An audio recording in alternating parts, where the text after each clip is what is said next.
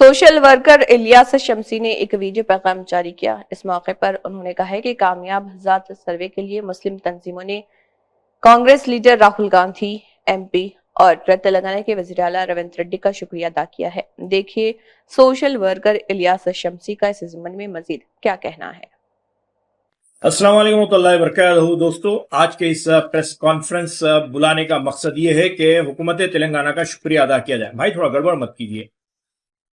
دوستو، میں اس موقع پر ریاست تلنگانہ کی حکومت اور خاص طور پر سی ایم ریونت ریڈی اور سب سے پہلے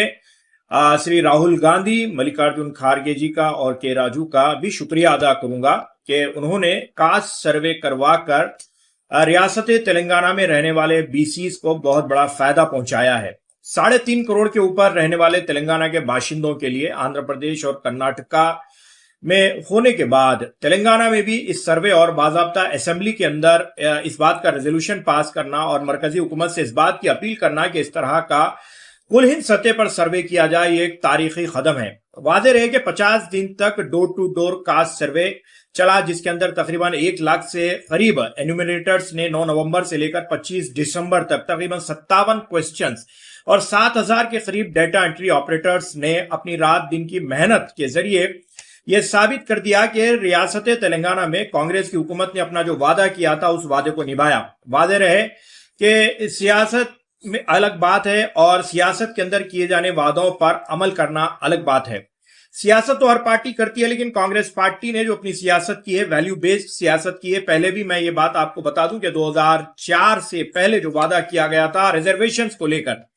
خاص طور پر مسلم ریزرویشنز جسے بعد میں تقریباً social educationally backward classes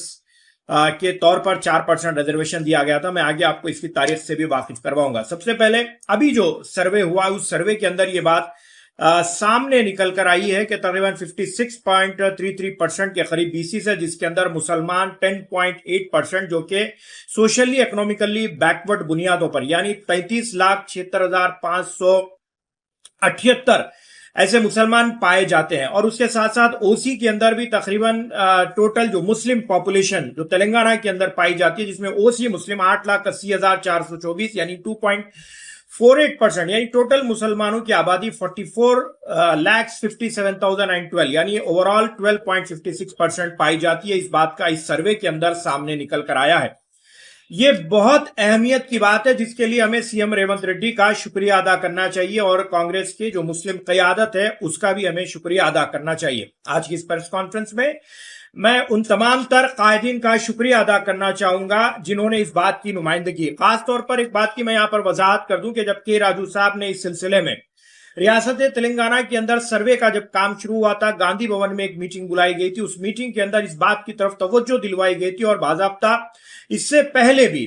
Krishna Mohan Rao, یعنی جو بی سی کمیشن کے چیئرمین ہوتے ہیں، ان کے پاس محمد علی شبیر نے باضابطہ نمائندگی کی تھی اور بی سی کالم کے لیے بھی نمائندگی کی تھی۔ اور گاندھی بھون کے اندر سٹیک ہولڈرز کے لیے جب میٹنگ بلائی گئی تھی، اس میٹنگ کے اندر فہیم قریشی، نظام الدین کے ساتھ ساتھ نرمل کا ایک لڑکا جو کہ لائبریری کا چیئرمین بھی ہے، مجھے نام یاد نہیں ہے اس لڑکے کا، اور میں اس میٹنگ میں موجود تھا اور ماجد شتاری تھے، اور الحمدللہ میں نے وہاں پر یہ بات اس میٹنگ میں رکھی تھی۔ اور راہل گاندھی جب سٹیک ہولڈرز کی میٹنگ لینے کے لیے حیدرآباد سکندرآباد گاندھی سینیٹری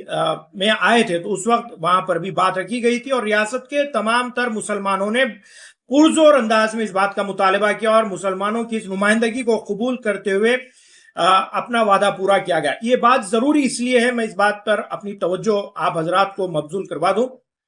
ضروری اس لیے کہ اس کے لیے تھوڑا تاریخ میں آپ کو جانا پڑے گا۔